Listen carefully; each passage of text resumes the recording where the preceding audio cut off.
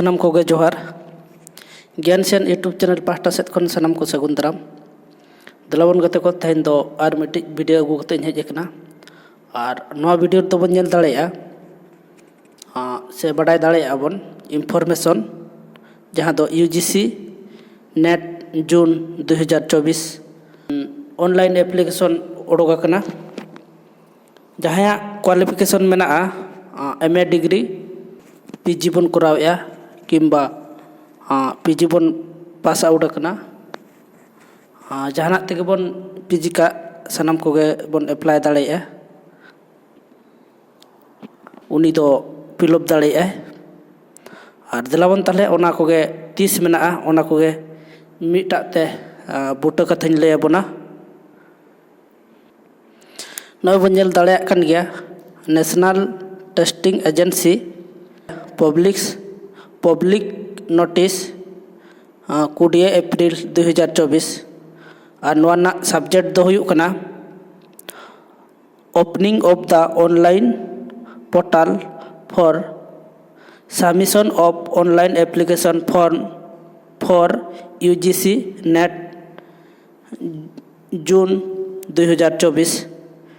पूरा उड़ूक उतर कना और जहां को बन अप्लाई दाड़ेया उनको बन अप्लाई मा और नवा दो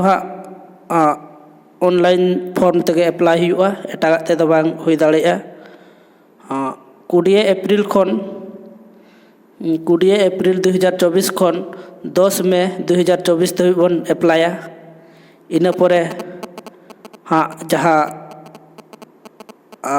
पेमेंट से फी एम हुई दो ओना दो 11 मई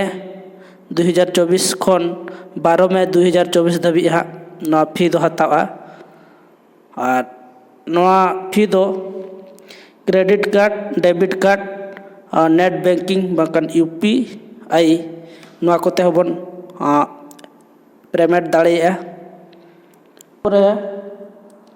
करेक्ट लगी जहाँ को भूल को ओना दो 13 मई 2024 खन 15 मई 2024 धाबी जहाँ ओना दो ओपन माने खुला और एग्जाम दो मेना डेट ऑफ एग्जामिनेशन दो 16 जून 2024 तारीख रे हुआ और सनम को बन पेरेज मा जहाँ क्वालिफिकेशन मेना और बेस लका बन पढ़ावा चेत एमकाय ओना पढ़ाव कते बन पेरेज मा जेमती भूल टूल आलो हुयुक मा मिद जखा भूल लखन दो सर्टिफिकेट रहो उनका भूल के हिजुआ ना पे क्वालिफाई लखन और नितो दो एप्लीकेशन फी बन नेला जनरल और अनरिजर्व दो 1150 टाका जनरल EWS बांखान OBC और NCL उनको दो 600 टाका और SC SD और PWD और बांखान थर्ड जेंडर उनको दो 325 टाका को एमा और सनम कोगे बेस लका पढ़ाव कते अप्लाई तबन पे जेमती भूल टूल आलो हुयुक मा ताले तेहना वीडियो दो नोडे गबन मुचादा और वीडियो चेक लका बन बुझाव किया और ज्ञान Sen YouTube channel pasta set खन जुदी किछि इनफॉरमेशन बन नाम दाड़ेयादा ताले वीडियो बन लाइक मा ओना साउते चैनल बन सब्सक्राइब मा और बेल आइकन से घंटी बन दबावा एनखान नौका नवा नवा वीडियो अगुकते आपे कोठे हिजुआ मा ताले